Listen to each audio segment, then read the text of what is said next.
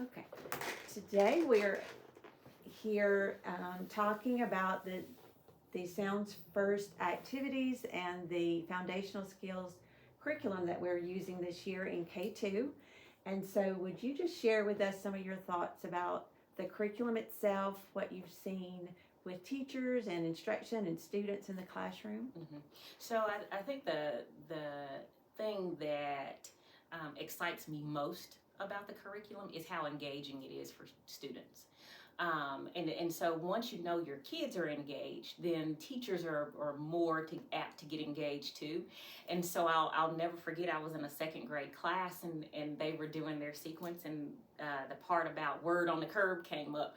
And so the teacher was singing that, the second graders were singing that. And so all day long, I was even humming it just because it's so, first off, it's really nice to see them engaged. It's really nice to see them in a routine. It's a consistent routine, and I can tell my teachers do it every single day with fidelity, and kids love it. And so once kids love something, that's how they retain.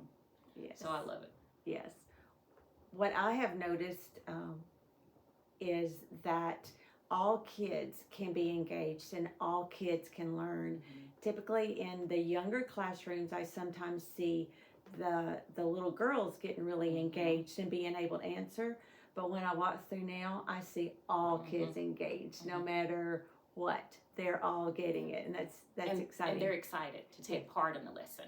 You know, it's rhyming and it's song, and who doesn't love rhyming and song, right? And so it's, you know, from kindergarten through second grade, kids are just excited about learning. And again, it goes back to that retention, which transfers to the application piece. And so if I have a song that, you know, tells me this is a sound for the letter A, then it's in my mind and then I can apply it. So it's really nice to see. Yes. Yeah. Have you seen an increase in reading and writing and speaking and listening this year? So yes, and I'll tell you the one area that I have seen an increase in that was kind of accidental, I would say, is in the writing. And so I was in a second grade class again, and just the amount of writing that I saw kids doing at the beginning of the year was absolutely phenomenal. And so I went into the second grade class first, then I went down to a first grade classroom. The exact same thing was happening. And so to be in a first grade classroom at the beginning of the year, and kids are excited about writing, you know, they want to write, and then they're getting these sounds right. You know, and teachers are encouraging them, and to see kids go back to their desk and write, but they're humming the song to help them remember how to spell the word, the spelling pattern. It's just absolutely phenomenal. It is. This year we have instituted the IPG, the Instructional Practice Guide, and have been going through classrooms K1 and 2. Can you talk about your experience with going into classrooms, walking through, using the IPG? Yeah. So I am a walkthrough person anyway. I feel like walkthroughs really give you that first line insight as to how this classroom works and all the time. And so with the IPG walkthrough, it opens up the conversation for administrators to have around a certain curriculum or topic. And so when we did the walkthroughs with our central office and with our admin team, for one, it focused our attention on what we were supposed to be seeing. And for two, it really prompted several questions about, you know, what's the purpose of this? And really getting down to the root of, okay, so let me ask a teacher, what is the purpose of this? In turn, when you ask teachers the purpose, you hear their thoughts and their insights and as to how they're planning and why they're planning. And so it really is a great tool to really focus your conversation, to focus your time, and to focus your efforts when you're talking to teachers. Okay. Is that a practice that you would recommend to other Absolutely. Absolutely. Because again, you know, if you don't do the walkthrough piece, you're just kind of guessing. You know, and as administrators, our time is very valuable, and we're dealing with 10,000 things every day. But without that firsthand experience of this is how Miss Brown's class runs, then it is just a guess.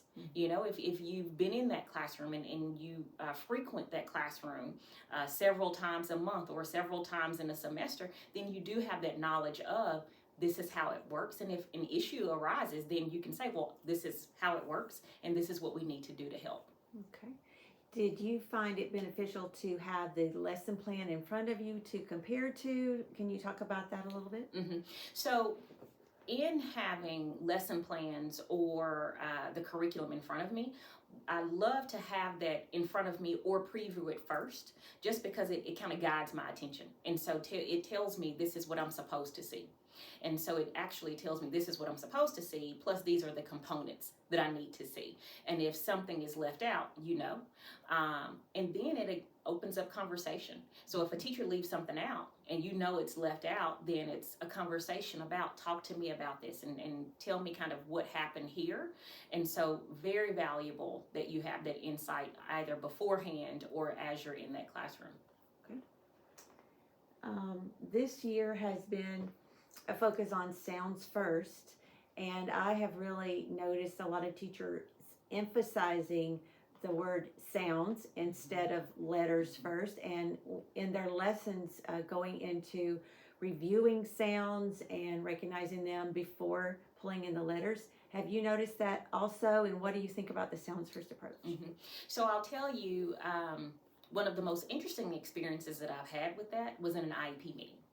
And so it was, I want to say maybe a kindergarten friend that we were talking about, whether or not the friend has mastered these sounds and these letters. And so through Sounds First, the teachers are referring to letters as sounds. And so that letter is not A right now, that letter is A, right? And so we were talking to the parent, and the teacher said that. She actually said, so, we're talking about A and we're talking about B, and the parent stopped and the parent said, so are we supposed to be referring to these as sounds? And to hear the teacher concretely describe the reason as to why we focus on the sounds first was just, it was just revolutionary. I'd never heard a teacher really explain, well, this is what we're working on, and kids typically get the sounds first, then we connect those to letters. And so once she explained it to the parent actually said, that makes a lot of sense. And she said, I didn't learn that way. She said, but it makes a lot of sense. And to hear the parent talk about what happens at home. And she said, well, now it makes sense. She said, now it makes sense as to why my child is at home saying k, k, k, instead of the letter C. So it really is eye-opening, and just to hear that application piece at home was really fascinating to me. That's awesome. Yeah. Any other ideas or thought or experiences that you've had you want to share? So I really love the IPG document. I love the fact that it's a one-pager front and back, because, we will lose paper. The one thing that I would add to this is because, as an administrator, we script a lot, right? So that we can remember the circumstances around. So, the one thing that I would have on here is instead of having yes, no, is to maybe have, if you're going to have like a yes or no, maybe add lines underneath the yes or no so that you can put some surrounding circumstances. Just like when we talk to kids and we ask them, okay, so don't give me a yes or no. I need you to connect it for me so that it makes sense. I think that would be really nice for the IPG as well. I love how it breaks down each core action, and it's very specific as to this is what you're supposed to see and this is why you're supposed to see it. That really helps an administrator go in and do just a 10-minute walkthrough, but have the resources that you need, because being an administrator, I have pre-K through 5th grade in my building. I can't be well versed in pre-K through 5th grade, but having a document that's a one-pager but that's explicit as this is phenomenal. It gives examples and it tells you what you're supposed to see, and it doesn't take long, and that's always good too. In 10 minutes in one class, and then you're moving on. So it's a great document to have. Awesome. Yeah. And over time, you can find trends across the grade levels, across the year. So very good. Absolutely. Very good. Yeah. So are there any other thoughts that you have or suggestions that you would have for administrators across the state, or someone on the foundational skills curriculum itself, the IPG, or anything else you'd like to say? For administrators, just because that's my world that I live in, I would say, trust the system. Kind of like what we tell teachers to trust the system if it's new, trust the system. Because I was just amazed at how much of a conversation is provoked. And so we use the IPG document as a starting tool to provoke that conversation with grade levels, but it also provoked conversation with my admin team.